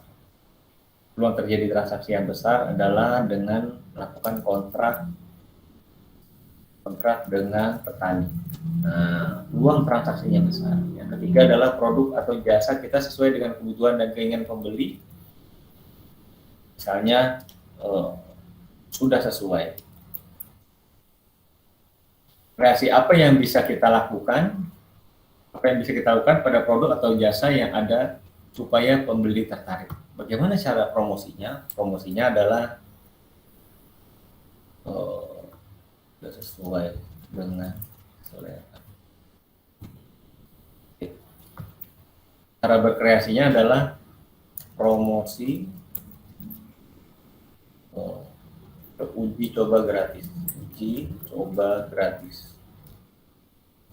Apa bentuk promosi yang mengedukasi supaya pembeli berubah pikiran, menjadi tertarik membeli? Nah, ini menarik. Apa promosi yang mengedukasi supaya ini kita menyajikan demonstrasi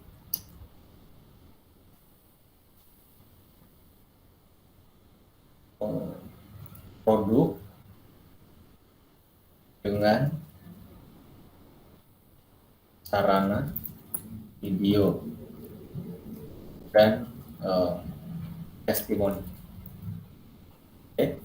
Bagaimana cara kita mengakses dan melakukan penetrasi supaya pembeli bisa membeli? Oke, melakukan penawaran yang menarik dan konsisten. Oke. Apa yang bisa kita, apakah kita sudah menentukan STP, segmenting, targeting, positioning? Sudah. Segmen tempat tinggal di pedesaan atau perkebunan untuk kalangan petani. Nah, bagaimana perilaku pembeli yang terlihat? Bagaimana perilaku pembeli yang terlihat sebagai peluang? Ya, perilakunya adalah kebutuhan yang semakin meningkat atas pupuk organik. Ini contoh ya. Siapa dan di mana, apa kebutuhan, keinginan, dan masalah pembeli yang dipilih. Oke. Dan masalah pembeli. Oke. Kebutuhan adalah harga pupuk terjangkau dan ketersediaan yang sesuai kebutuhan. Bagaimana kita memposisikan produk di mata konsumen dibandingkan dengan pesaing? Pupuk organik cair yang lebih murah dengan hasil yang lebih banyak. Oke. Kita klik update, maka kita sudah punya profil pembeli. Langsung kita lihat profilku di sebelah kiri. Melihat hasilnya adalah isi atau update data. Nah, ini sudah terlihat di sebelah kanan. Ini adalah sebagai sebuah profil produk kita yang bisa kita ketika ini adalah bagian dari pembelajaran seperti yang sudah materi yang saya sampaikan, itu langsung diisi dengan aplikasi ini, dengan platform bisnisku.id. Ya, kalau teman-teman melihat di layar ya, bisnisku.id, nanti alamat akan saya bagi yang teman yang belum bisa mengakses, nanti kita akan bagikan linknya, alamat bisnisku.id, tapi yang sementara bisa mengakses adalah tulisannya sub.business-ku.id ya, sub.business-ku.id. Bisnis, kata-kata bisnisku-nya antara bisnis dan ku dipisah dengan tanda minus ya, tanda min ya, sub.business-ku.id. Nah, gitu. Businessku.id. Ini adalah hasilnya. Ini adalah contoh pembelajaran yang sudah kita belajar hari ini silakan diisi, tetapi untuk hari Senin saya tetap memberikan sesi tambahan apabila teman-teman masih kesulitan untuk mengisi form yang Entrepreneur Incubator Dashboard ini, sehingga nanti di akhir masa pembelajaran, nggak terasa di akhir masa pembelajaran teman-teman tidak terasa bahwa materi ini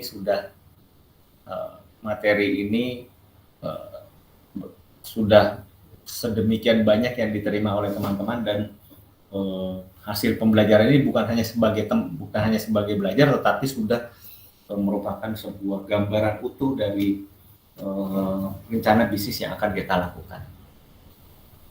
Baik, sampai di sini saya pikir sudah cukup jelas ya. Siap, Coach. Iya. Ya, ini ada kebetulan juga mungkin teman-teman sudah bisa melihat yang di Google Meet ya, Coach. Okay. Ada beberapa yang minta kirim link, nanti kita kirim linknya ya, Coach. Insya Allah juga teman-teman nanti yang di Twitter Space akan saya bikin tweet nanti, insya Allah saya posting linknya, sehingga besok mungkin bila ingin ikut serta mengisi bisa ikut mengikuti begitu ya, Coach. Baik, Coach. Ini ada 2 pertanyaan yang masuk ke DM1 dan ada juga teman-teman di Google Meet, mungkin bisa dijawab ya, Coach, insya Allah. Ya, silakan. Ya, baik. Dari Pak, saya akan bacakan pertanyaannya adalah yang dari Google Meet, teman-teman Google Meet. Coach, kami ada produk gamis anak sudah dari tahun 2014 sudah bermitra, semua full online. Ada masalah di proses produksi dan pengelolaan mitra. 2 tahun ini lumayan drop. Bagusnya perbaiki di mana supaya transaksi bisa mulai normal kembali. Begitu, Coach. Baik. Oke, saya akan sambil share kembali materi hari ini ya.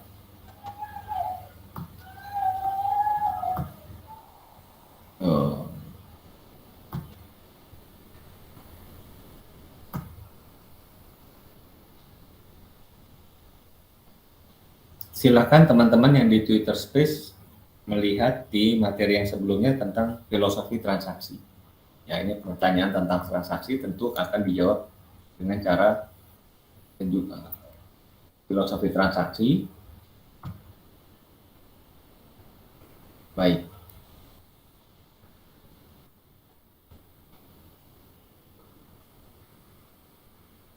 Ada di slide yang halaman 12 ya. Sebenarnya menjawabnya dari sini. Saya akan share presentasi saya. Silakan teman-teman yang di Google Meet melihat presentasi yang saya sajikan. Kalau teman-teman di Twitter Space silakan melihat yang di halaman 12. Ya, mengapa tidak terjadi transaksi? Saya ulang pertanyaannya ya. Coach, kami ada produk gamis anak sudah dari 2014 sudah banyak mitra, semua full online. Ada masalah di proses produksi dan pengelolaan mitra. 2 tahun ini lumayan drop. Nah, bagaimana bagusnya perbaiki di mana supaya transaksi bisa mulai normal lagi. Baik.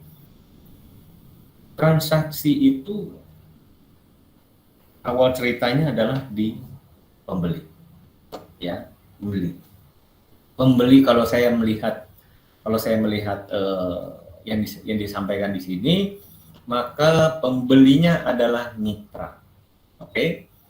Pembelinya adalah mitra. Selama ini dalam 2 tahun drop, artinya ya, silakan perhatikan di Google Meet ini. Artinya pembeli itu tidak melakukan pembelian di sini kan? Pembelinya adalah si mitra-mitra ini nggak belanja lagi. Oke? Pembeli ini tidak belanja lagi, maka sehingga tidak terjadi transaksi nomor 2 ini. Bagaimana solusinya? Solusinya juga dari presentasi ini, silakan ke slide yang di halaman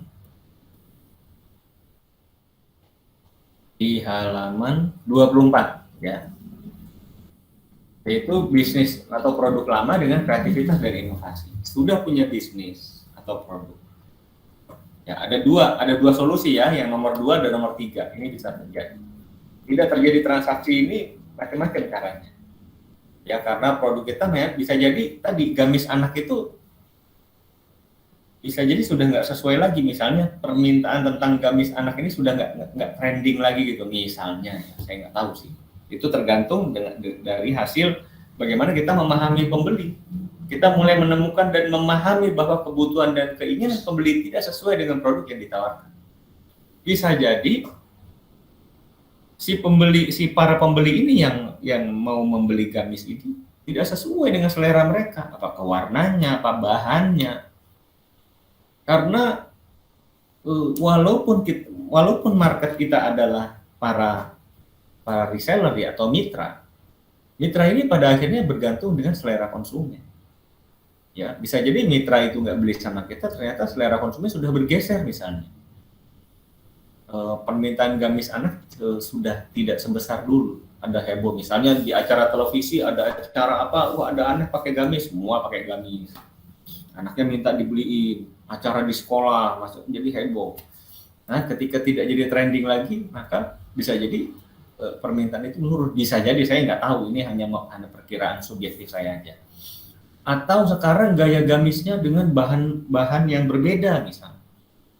Dengan bahan yang lebih halus, lebih lembut, atau mungkin lebih tebal, lebih kaku supaya kelihatannya lebih bagus bentuknya. Nah, ini hal-hal yang detail yang harus kita betul-betul pahami, sehingga karena transaksi itu pada akhirnya ya, gua perhatikan karena transaksi itu pada akhirnya yang menentukan itu adalah pembeli. Ya. Bisa jadi, Pak, saya ada masalah, coba kita perhatikan lagi, tadi masalahnya adalah di proses produksi. Kalau masalahnya di proses produksi, ya berarti bagaimana caranya memulainya. Sementara saya mulai produksi, ini ibaratnya telur sama ayam, kan gitu kan. Duluan, mau saya harus jualan dulu atau produksi dulu. Ketika ada pilihan ini dan kita punya keterbatasan sumber daya atau keterbatasan modal, maka yang harus kita lakukan adalah jualan dulu. Kita punya konsep produk, ini gamis versi terbaru, ini bahan bakunya, ini pilihan warnanya, ini bentuk promosinya, kita jualan dulu, promosi dulu. Karena kita kan sudah tahu, sudah terbiasa untuk memproduksi kan. Nah, lebih baik jualan dulu. Setelah kita mulai jualan kan paling modalnya foto, contoh-contoh baju dan lainnya, kita belum produksi banyak. Kemudian kita mulai menawarkan kepada calon mitra, mau beli model ini nggak, berapa? Kalau mau beli model ini, kami kasih waktu misalnya 2 minggu untuk memproduksi. Tapi semuanya adalah berdasarkan pesanan, ya, bukan berdasarkan stok. Karena kami saat ini sedang keterbatasan modal misalnya. Nah, kita sebagai produsen mengiklankan sebuah produk ini dan bahkan customer atau konsumen akhir pun bisa melihat iklan tersebut sehingga ada keinginan mereka untuk membeli. Nah, dari situ baru kan enak nih memulai bisnis dari adanya permintaan, daripada kita pusing cari modal sementara kita tidak sibuk untuk menggali permintaan dulu. Kan kalau datang ke pemodal, ke investor kan akan ditanya, oke, saya mau diminta berinvestasi 200 juta misalnya.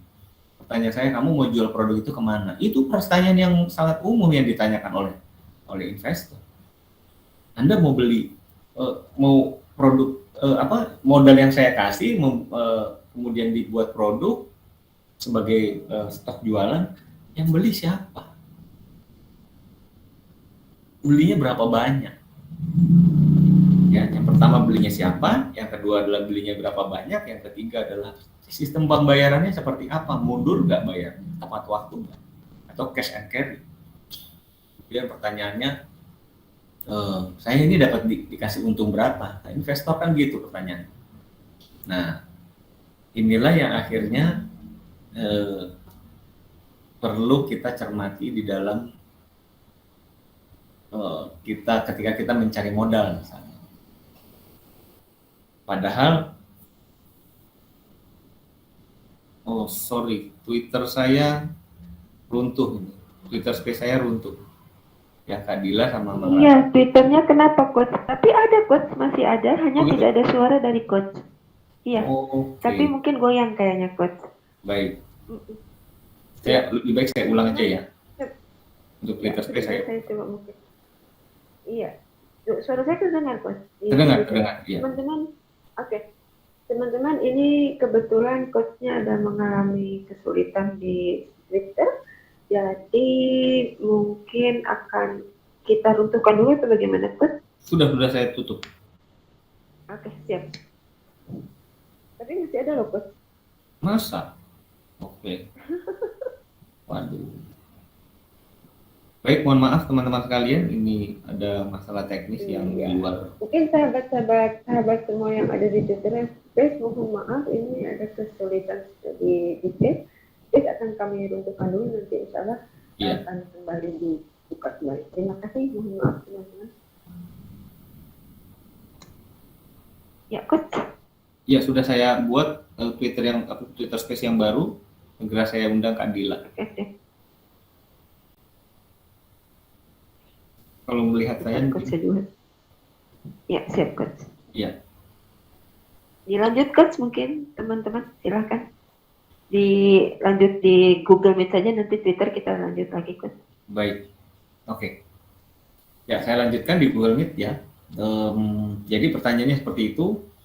Ketika kita, kembali lagi, ketika misalnya kepada investor pun yang akan ditanyakan adalah Anda jualnya ke siapa. Jadi sesuai dengan materi ini yang harus kita prioritaskan, yang harus diprioritaskan dalam memulai bisnis adalah siapa pembeli kita, ya, siapa pembeli kita, siapa yang akan pembeli yang akan kita pilih. Ya. Materi hari ini adalah memilih pembeli, sehingga dengan memilih pembeli yang tepat dan kemudian memenuhi keinginan, kebutuhan, selera, ya, permintaan mereka apapun, dan dari situlah akhirnya yang akan menghasilkan yang disebut sebagai transaksi. Oke, sampai di situ mungkin jawabannya. Kita lanjutkan pada pertanyaan yang lain. Baik, Coach. Ini sebetulnya tadi ada sahabat kita dari Twitter Space yang bertanya, tapi mungkin Kak kembali ke teman-teman yang ada di Google Meet, Coach. Ada satu pertanyaan. Kalau sudah punya akun di bisnisku, Coach, apa harus register kembali? Sepertinya harus register kembali ya, harus register kembali karena tadi begitu sesuai dengan petunjuk dari Bang Sabto ya, Bang Tri Sabto yang pemilik platform bisnisku, sepertinya harus register lagi ya, register ya sebentar lah gitu, untuk kita register ulang untuk bisa masuk ke bisnisku. Jadi teman-teman yang silakan masuk ke sub.bisnisku.id, itu membantu sarana pembelajaran supaya lebih efektif, supaya hasil belajarnya kelihatan gitu. Oh, kemarin saya belajar apa sih, lupa gitu. Apa sih hasil yang sudah. Nah, jadi belajar kita walaupun dalam 6 hari ini walaupun gratis, tapi hasilnya betul-betul bisa membekas. Saya sangat berdoa teman-teman semua bisnisnya berhasil, betul memulai bisnis secara efektif dan efisien, sehingga dengan tools pembelajaran ini, dengan platform ini betul-betul bisa efektif dan kemudian bisa menghasilkan transaksi yang berkelanjutan. Nah, gitu. Baik. Amin. Itu ada pertanyaan lanjutan mengenai register, Coach, dari Bunda Faras. Registernya dengan email baru, Coach? Registernya dengan kalau sebelumnya sudah dengan bisnisku yang sebelumnya, ini dengan email yang sebelumnya harus bisa dengan email yang lama, tidak harus dengan email yang baru. Dengan email yang sebelumnya bisa. Jadi register ulang karena ini server yang berbeda ya, karena di depannya ada sub.bisnisku.id dengan server yang berbeda. Jadi silahkan dengan email yang lama untuk mengisi registrasi di bisnisku itu tadi. Silakan. Ya, mungkin pertanyaan yang sama dari Bunda Faras juga.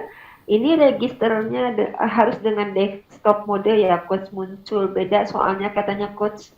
Oh ya, mungkin dengan laptop ya, tapi saya memang tadi juga cobanya dengan laptop. Untuk yang HP saya belum coba. Baik, nanti kita akan tuntaskan di hari Senin sambil kita sama-sama mengisi Betul sekali. EID.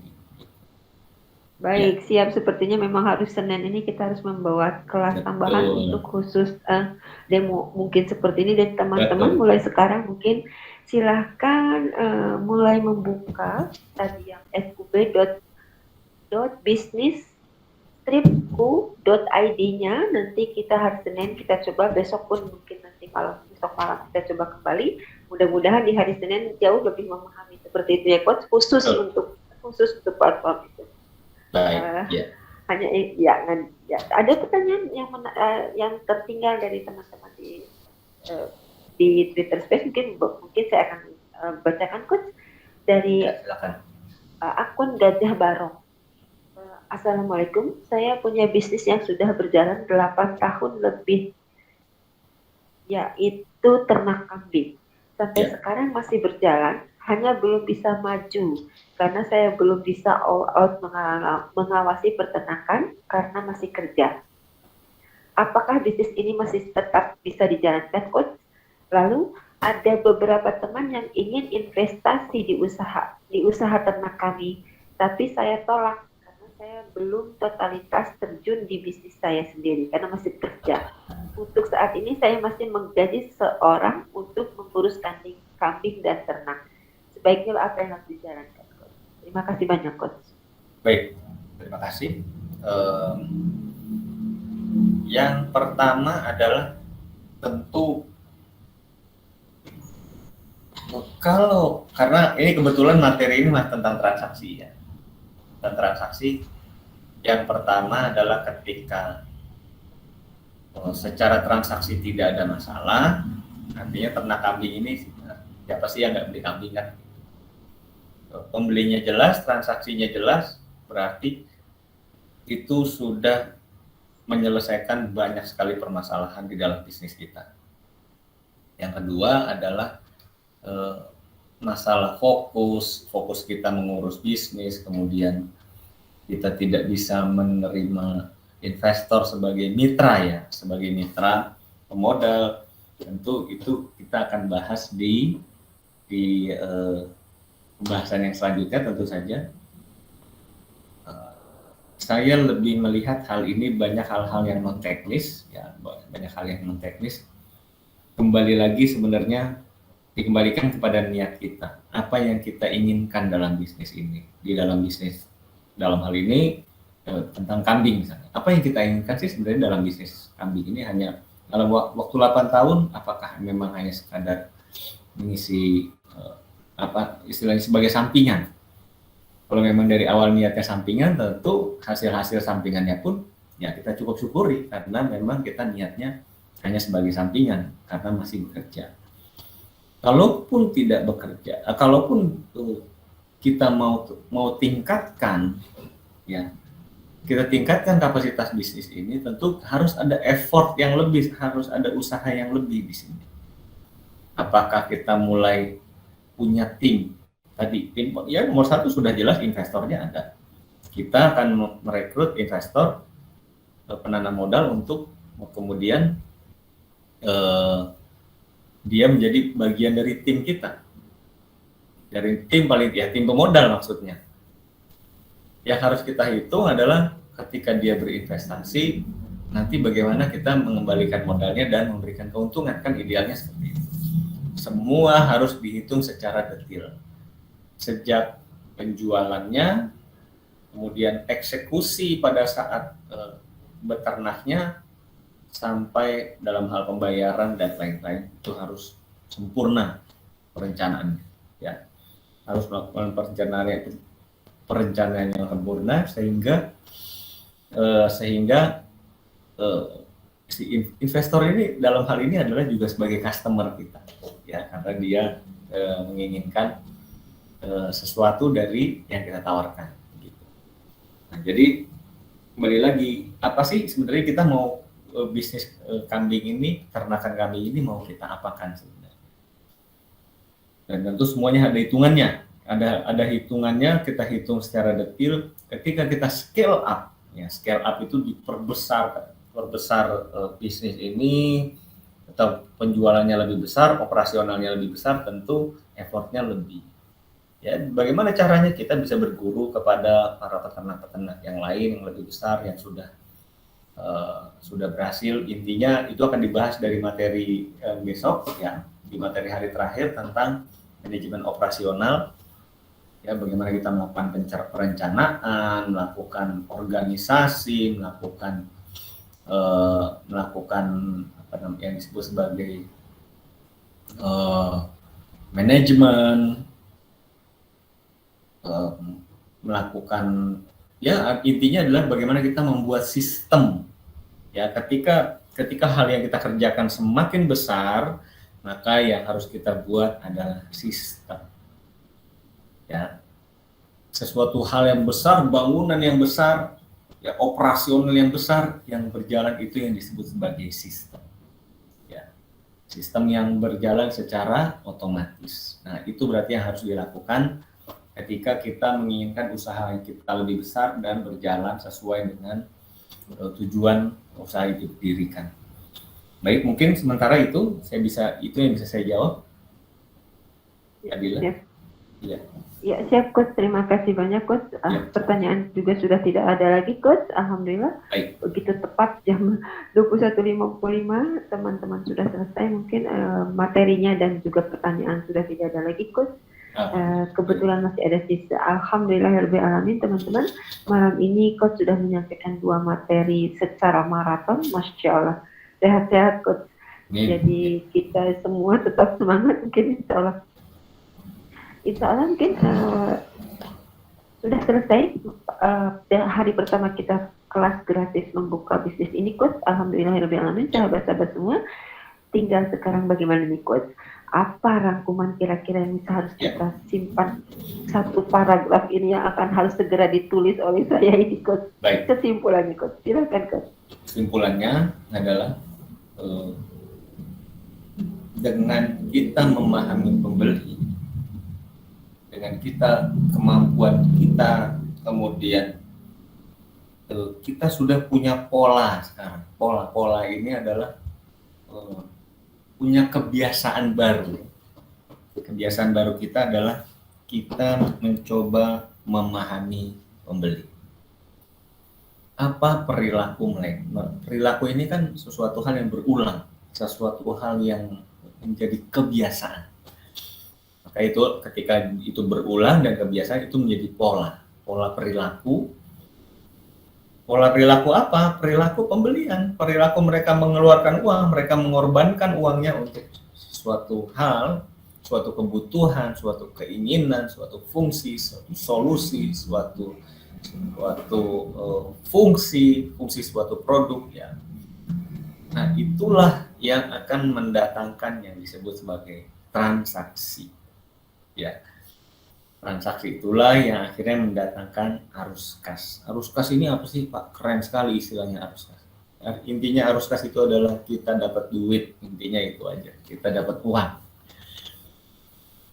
Bagaimana supaya dapat duit? Bagaimana supaya dapat uang? Awal ceritanya adalah memahami pembeli, kemudian kita memahami pembeli dan kita memenuhi apa yang mereka inginkan, memenuhi apa yang mereka butuhkan, memenuhi fungsi-fungsi yang mereka perlukan, solusi-solusi yang mereka idam-idamkan, sebuah keinginan yang mereka cari-cari selama ini. Itulah yang mendatangkan uang, itulah yang mendatangkan penghasilan, itulah bagaimana fondasi kita memulai bisnis. Begitu mungkin Kak Dila. Mudah-mudahan mudah baik sahabat-sahabat ya, dan teman-teman bisa lebih terarah lagi memulai bisnis atau mengarahkan pengembangan bisnisnya, memperbaiki kinerja bisnisnya yang sudah ada sekarang. Itu. Baik Coach. Iya. Jadi materi hari ini adalah outputnya nih Coach. Harus bisa membuat transaksi gitu ya Coach. Apa? Dan inputnya memahami si pembeli itu. Prosesnya adalah kita dalam proses membangun membangun pola perilaku tadi. Begitu kayak Coach, insya Allah. Seperti itu teman-teman, secara singkat sudah diberi kesimpulannya, secara pemahaman sudah sampaikan selama hampir 2 jam, Coach menyampaikan maraton. Teman-teman, tadi ada yang bertanya apakah akan ada link videonya, insya Allah ada, nanti kita share di TL-nya kami, di saya sebagai admin dengan Bang Rasat, nanti teman-teman bisa melihat rekamannya sendiri, insya Allah. Begitu Coach, alhamdulillahirobbilalamin. 2 materi sudah terlampaui pada malam hari ini. Alhamdulillah teman-teman, mudah-mudahan mendapatkan pemahaman yang luar biasa seperti yang sudah disampaikan oleh Coach. Silakan di-download ataupun misalnya teman-teman mau nge-save yang ada di TL yang sudah diposting oleh Coach, silakan sebagai bahan ketika sedang iseng-iseng mengingat kembali apa yang sudah disampaikan oleh Coach. Begitu ya Coach untuk malam ini. Teman-teman, terima kasih mungkin kepada Coach yang sudah bisa sampai sekarang ini masih segar di depan kami menyampaikan selama 2 jam sementara kami leyeh-leyeh. Coach, Masya Allah, barakallahu fikum Coach, mudah-mudahan selalu sehat. Amin. Ya, baik teman-teman. Ya, mungkin kita bisa ketemu lagi besok pada hari Minggu, pada hari Ahad, dalam waktu yang sama, jam 20.00 hingga jam 22.00. Teman-teman, tetap semangat, tetap mengisi waktu dengan penuh kebermanfaatan. Mudah-mudahan teman-teman bisa semua dalam kondisi sehat, dan teman-teman tetap semangat. Mari kita sama-sama membangun dan menumbuhkan pengetahuan kita sehingga kita tetap menjadi orang-orang yang hebat nanti ke depan, insya Allah. Barakallah. Baik teman-teman, iya, terima kasih atas kehadirannya Coach, terima kasih atas pemaparannya Coach, dan semoga kita semua bisa ketemu kembali besok. Untuk sementara waktu mungkin kita akan segera tutup dulu kelas hari ini Coach.